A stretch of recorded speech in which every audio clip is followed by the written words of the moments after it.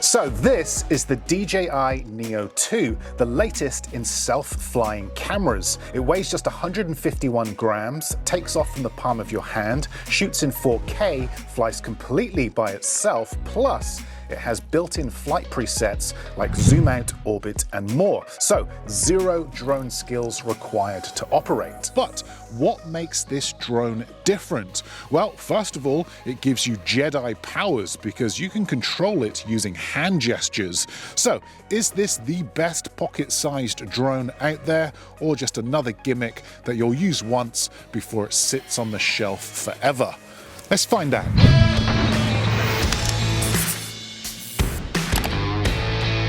Hey everyone, Steve here from Learn Online Video, and today we're going to be putting the DJI Neo2 through its paces to find out exactly what it can do. Today's challenge is simple: capture as many shots as possible using this tiny drone, and then at the end of this video I'm going to edit all of those clips into a cinematic sequence with music and sound effects and show you the results. Now, full disclosure, DJI have sponsored this video and sent out the Neo2 for me to test, so that's exactly what I'm going to do. I'm going to run through its features, tell you what I like about it, tell you what I don't like about it, then you can make up your own mind as to whether you think it's any good or not. Now, for those of you that are new to these tiny self-flying cameras, it's really important to first understand who these drones are for. This is not your traditional drone. If you're looking for a drone that flies thousands of feet in the air and has the best image quality possible, this drone definitely is not for you. But if you're someone that's looking for a small, lightweight, budget-friendly drone that flies completely by itself, ideal for content creators, filmmakers, or drone enthusiasts, especially if you want to capture shots of yourself without needing a camera operator with you. So that is exactly what I'm going to do today. I'm going to hike across this beautiful landscape, capture as many shots as I can with little Neo, with the goal of creating something that looks like it was shot with an entire production crew, when in actual fact, it was just me with this tiny drone. Now, one very cool update that Neo2 has compared to Neo1 is the ability to track vehicles. So rather than just start this sequence with shots of me hiking across this location, I thought it might be a nice idea to start with my car driving through the landscape as Neo captures a tracking shot from the air. This is just going to help add more of a story and a narrative to the final sequence. So let's send Neo up into the sky now and see what he can do. Now, with my phone and RC remote connected to the drone, I can now select the car by simply drawing a box around it like this. And if I pull away, the drone will start to track and follow me. Plus, I can use my phone as a monitor. So I'm just going to drive across this landscape. Doesn't need to be very far, just need a few seconds for the edit. And then I'm going to pull into this car park. And as you can see, the drone has tracked me the whole way. This is exactly what I was looking for. Perfect. Okay, so I've got an idea for the next shot, which may work or it may just be a complete fail and look stupid, but I'm going to give it a go anyway. The idea is that I want to replicate one of those classic Hollywood hero shots where a car pulls up, the camera starts low to the ground, the door opens, we see the feet hit the ground, and then the camera slowly rises up to reveal the character. Except, well, I don't have a Hollywood budget. All I've got is the Neo2. Okay, so with full manual control over the drone using the remote, I'm going to hover it nice and low to the ground like this. I'm going to compose the shot and then going to get back into the car and reverse it so that I can pull forward into the frame. I'm then going to open the car door, step out while simultaneously using the remote to lift the drone up to reveal my face. Okay, I've got no idea what that's going to look like, but we'll find out when we put the edit together. Now, before I head off, I feel like we need one more shot to link me getting out of the car to me setting off on that hike. And I feel like a good shot for this would be me opening up the boot of the car, grabbing my camera bag, and then setting off. So let's quickly grab that. Okay, so for this shot, I'm just going to keep it really simple. Remember, the drone doesn't always need to be moving. So for this, I'm going to grab a shot pointing towards the back of the car. I'm then going to walk into frame and take my camera bag out of the boot. There's a bit of wind today. Neo is struggling a bit, but hopefully we've got a usable shot. Tracking shots. Okay, now this is where this drone really shines, because if we select active track or follow, the drone will follow me wherever I go. For example, I could have it track me from behind, I can have it track me from the front, or using gesture control, like I mentioned earlier, I can reposition the drone pretty much anywhere I like, just using my bare hands and no controller. For example, let's say the drone is set to high. By simply holding out the palm of my hand and moving it down like this, the drone will follow. I can move the drone to the left, I can move the drone to the right, and I can move it back up. The other thing that we can do is with two palms. If we then bring them together like this, the drone will get closer. And if we move them further apart, the drone will fly further away. And of course, if we want the drone to come back and land, we simply hold out our hand like this, and little Neo will return home. Okay, so I've got another shot idea, which again may or may not work.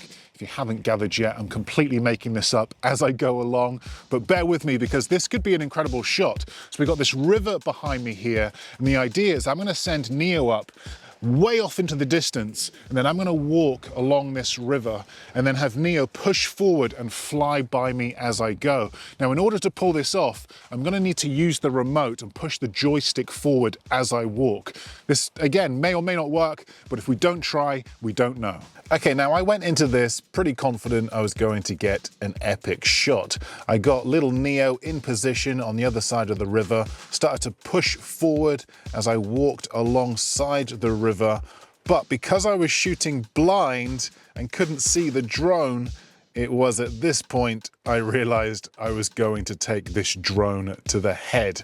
If we go frame by frame, you can see here is where I abort this mission and narrowly avoid the drone.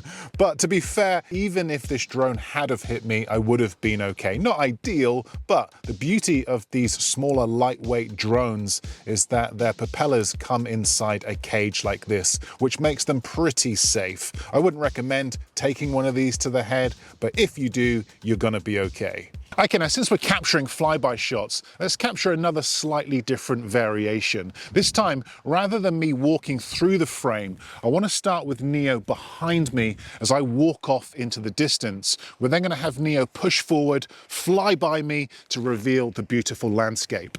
Let's give it a go. 3, 2, 1.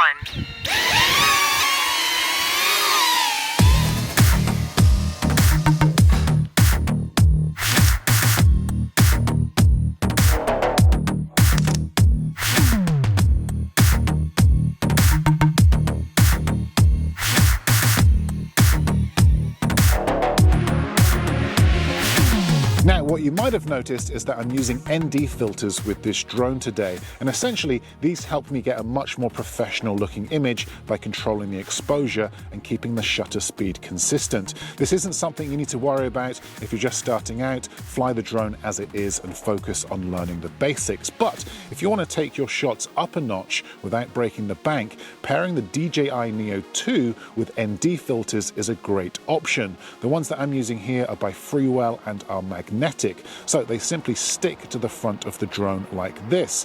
This lets me manually adjust the camera settings, lock them in, and achieve that cinematic look with smooth motion and balanced exposure. I will link these below.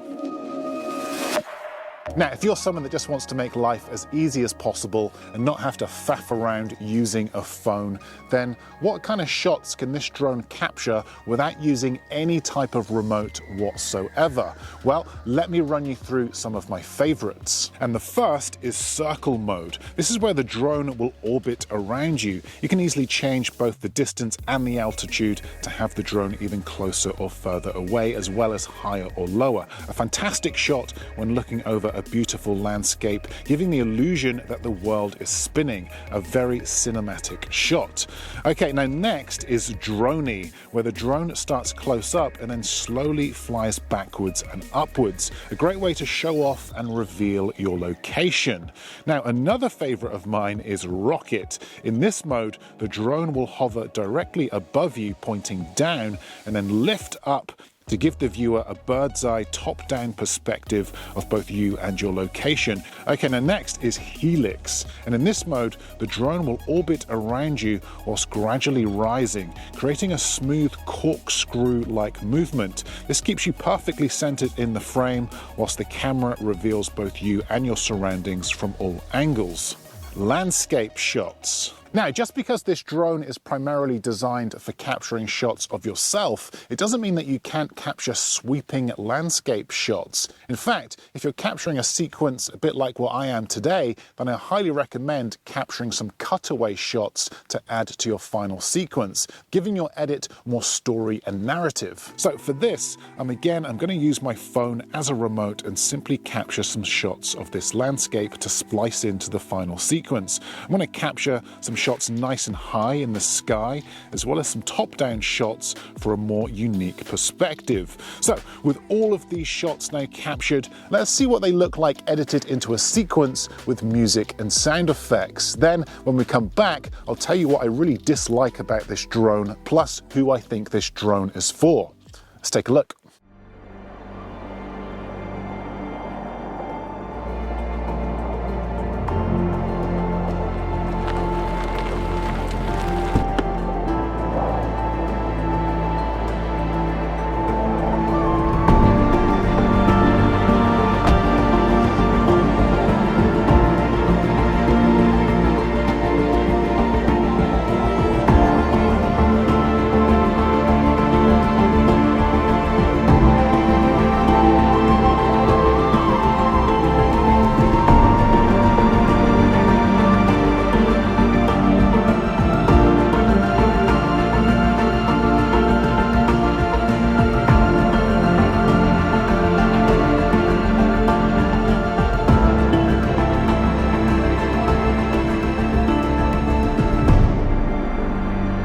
Okay, so what did you think of that final sequence? I'm really curious to get your thoughts, so do let me know in the comments section below. Now look, no product is perfect, so let's talk about some of the pros and cons of this drone, starting with the positives. Okay, the heavens have opened, so I'm taking shelter in the car. This is England, it rains a lot. But look, let's just start with the positives of this drone. Now, first of all, it is really easy to fly, no piloting experience required whatsoever. The automated flight modes are perfect for beginners. The gesture control definitely speeds up shooting and camera angles. It's lightweight, it's travel friendly. It weighs under 250 grams, which is really important because it means less regulation. This thing can take a hit, it's durable, and to be fair, so it should be because it's aimed at beginners, and if you're a beginner, you're more likely to crash it. It's reasonably priced. You can get just the drone for £209, or for £349, you can get the Fly More combo, which comes with the RC remote, 3 batteries, a charging hub, and propeller guards. That is what I have, and that is what I would recommend. But what are some of the downsides to this drone? Okay, so first of all, this is not a professional drone, but to be fair, it's not trying to be. The tracking isn't perfect for complex movements compared to their top-tier drones, but still impressive. For example, when I drove behind this bush, the drone was still able to lock on and track me as I went. No ability to shoot in log. Now, that is limiting when it comes to color grading flexibility, but the workaround is to simply shoot using manual camera settings. Dial in your ISO and exposure.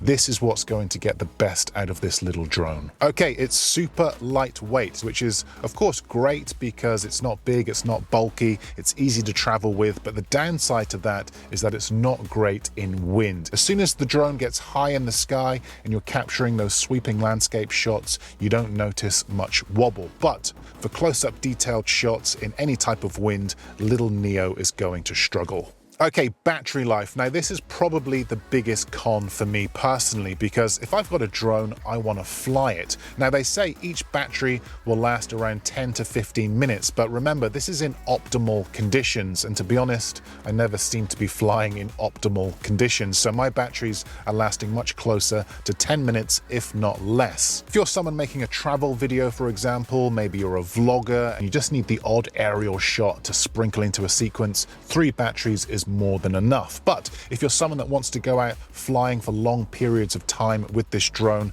well, maybe consider getting quite a few more batteries or a bigger, more bulkier drone, which is going to be able to fly for longer. So look, who is this drone for? Well, if you're a professional shooting high-end work, definitely avoid this drone. But if you're new to filmmaking, new to content creation, and you want something small, compact, budget-friendly, just to capture quick aerial shots, super easy to fly, any type of solo filmmaking, if you don't have someone to help, then this is a really good option.